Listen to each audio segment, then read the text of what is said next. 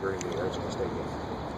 Well, going back to that one, we had to address a lot of issues, as you recall. So I think we took a look at ourselves and say, are we going to be average or are we going to elevate our play? And in order to do that, we have to work harder. We have to study the game.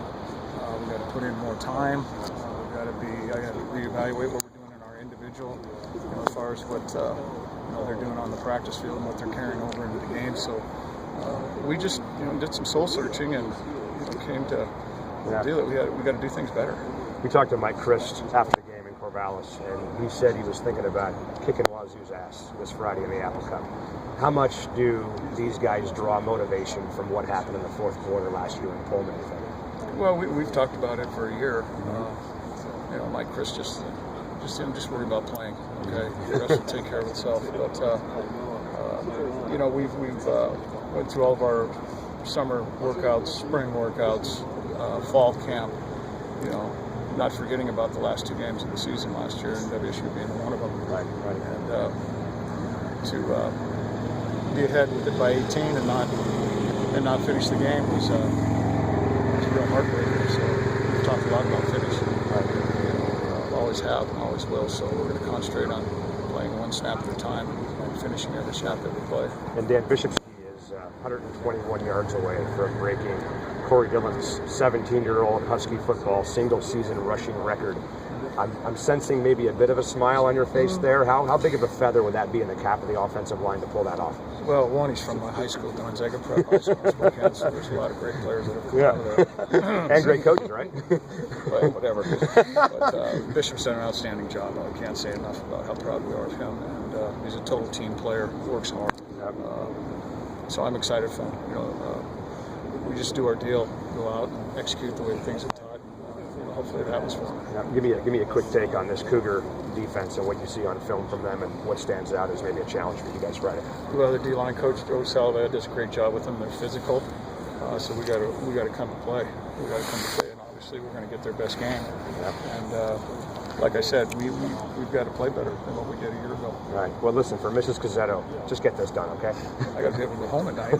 Thanks, Dan. Thank you. Can you talk a little bit about Micah and just kind of where he's come from the beginning of the year to right now? He's done a good job this year. I'm really proud of Micah. He's played through. He's had a little tweaked ankle, but he went out and played last week in Corvallis. Pretty cold weather, and fought through it and did a heck of a job for us. But I think he's had a very good year. Very good year. You touched on it a bit, Dan, but the pride you might take personally, professionally with offensive line and what Bishop has done just this year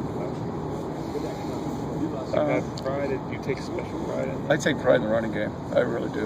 And if you followed my career, where I've been with the Russell Whites, the Michael Martins, the Terry Battles, the guys that that I've had as runners for me, just to name a few of them.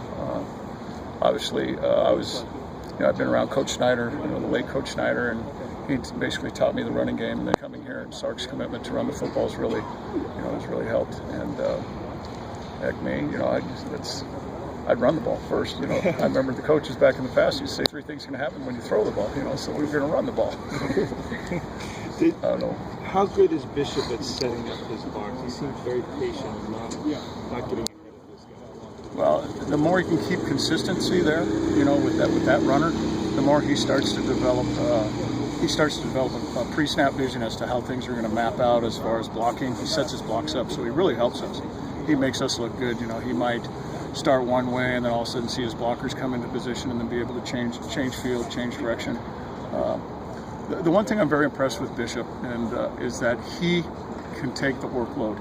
He can carry the ball over 25 times, over 30 times, over 40. Sometimes a back can't do that. A back can't go over 200 yards in a game and be able to come out and practice the next day. He's physical, and he's rock solid. I had a back named Kenny Symington one time, and Steven Jackson, 2 different types of guys. But Kenny was a smaller guy, and if you gave him the ball over 30 times, he wasn't moving very well for a couple days, But as far as Bishop is every bit as physical as I don't know what the word is. He just keeps going. He's like the ever ready bunny. He just keeps going and going and going. I mean, I think he can carry the ball 30 times a game on a consistent basis. It's good. His